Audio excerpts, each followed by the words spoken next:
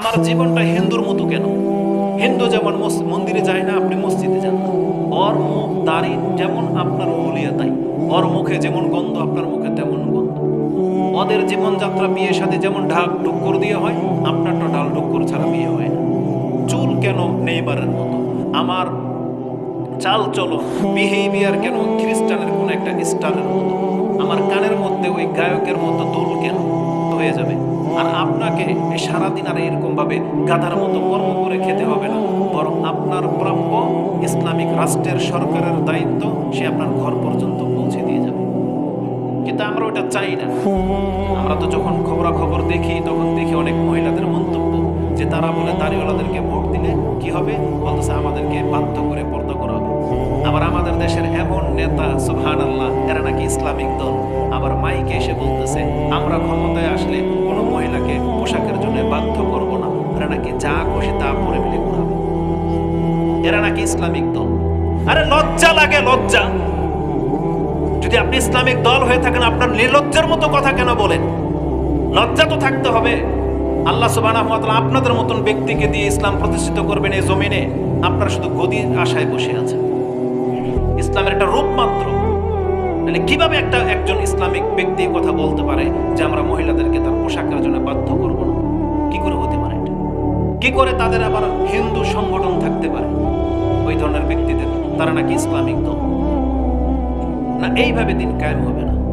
দিন কায়েম মানে ইসলাম কায়েম করা, সেটা ব্যক্তি পর্যায়ে, ঘরে, সমাজে এবং রাষ্ট্রে। আগে নিজে, যেমন আমি দাড়ি রেখেছি, টুপি পরেছি, ইসলামিক বাহ্যিক যত রূপ আছে সব অ্যাপ্লাই করবেন, আপনিও করবেন।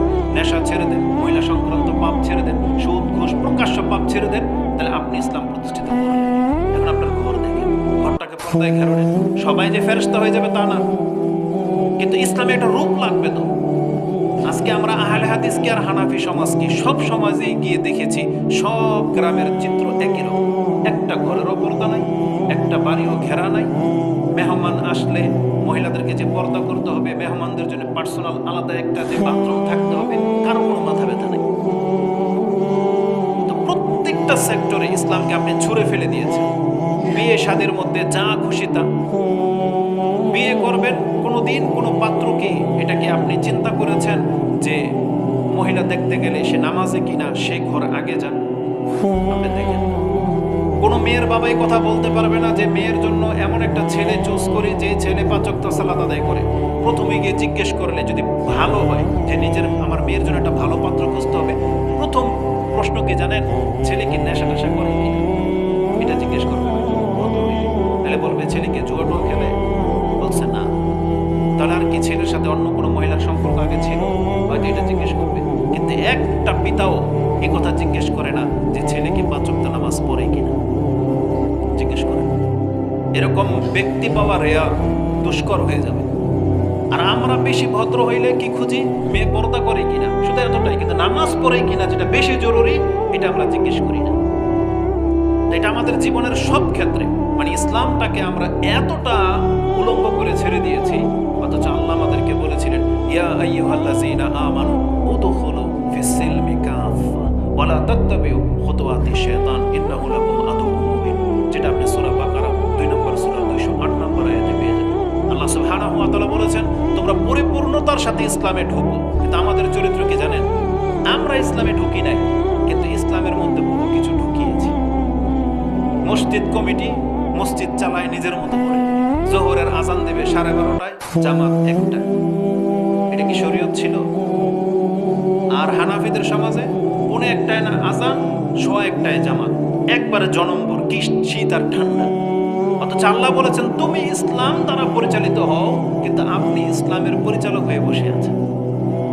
এই যে ওয়াজ মাহফিল আজকে আমরা বাধ্য হয়ে আপনাদের হাতে জিম্মি হয়ে করি, কিন্তু আমাদের হাতে ক্ষমতা থাকলে কোনোদিন আমরা 10টার পরে মাইক ধরতাম। উচিত ছিল মাগরিবের পর বা এশার পর, এটা হওয়া উচিত ছিল। কিন্তু এই শীতের মধ্যে, এই ঠান্ডার মধ্যে রায়েত পরে মাইক বাজানো, অনেকে আছে অসুস্থ, মুরব্বী মহিলা, মাথা ব্যথা, তাও কিন্তু মাইকের শব্দ তাকে ডিস্টার্ব করতেছে। উপদেশ কল্যাণের চেয়ে অকল্যাণ কাজ বেশি আমরা করি। আবার এমনও ব্যক্তিদেরকে দেখেছি রাস্তা ব্লক করে দিয়ে সে মিটিং মিছিল যেভাবে করে, ওয়াজ মাহফিল এভাবে রাস্তা বন্ধ করে দিয়ে করে। যেটি ইসলামে চরমভাবে নিষেধ করা হয়েছে। তা আমরা সবাই মানে সব সেক্টর থেকে কেন যেন ইসলামটাকে নিজেদের মতো করে চালাতে চাচ্ছি, অথচ আল্লাহ আমাদেরকে বলে দিয়েছিলেন না তোমরা ইসলাম মোতাবেক চলো, কিন্তু আমরা উপদেশ নিতে চাচ্ছি না। শ্রোতা মসজিদের খতিবকে মূল্যায়ন করে না, মুরব্বীদেরকে মূল্যায়ন করে না কেউ, বাপ মাকে আপনি কোনো গুরুত্ব দিচ্ছেন না। সব সেক্টর ইসলামের বিপর্যয় দেখা দিয়েছে। দেখেন কোন দিক থেকে শুরু করবো আমরা বলুন?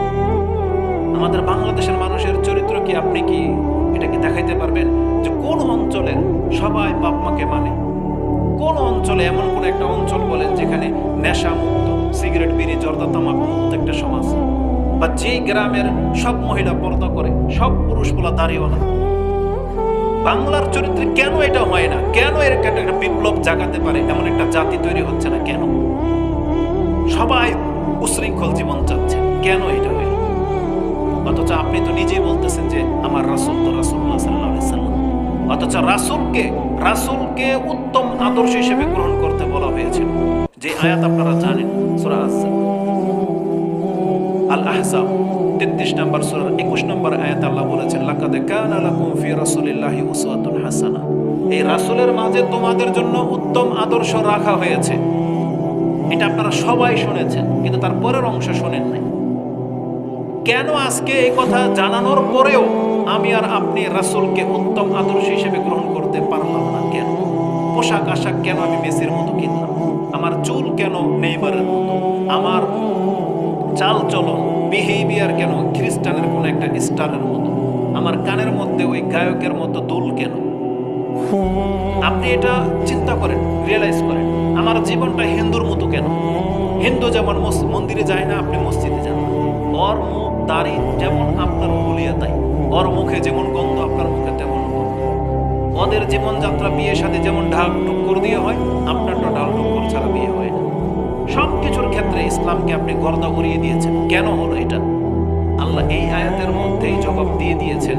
এটা ঈমানের মধ্যে ঘাটতি আছে। আল্লাহ বলছেন, লিমান কানা ইয়ারজুল্লাহা ওয়াল ইয়াউমাল আখিরা ওয়া যাকারাল্লাহা কাসীরা। এটা তো ওই ব্যক্তি পারবে যেই ব্যক্তি এটা বিশ্বাস করে নিয়েছে যে কিয়ামতের মাঠে আল্লাহর সামনে আমাকে দাঁড়াতে হবে।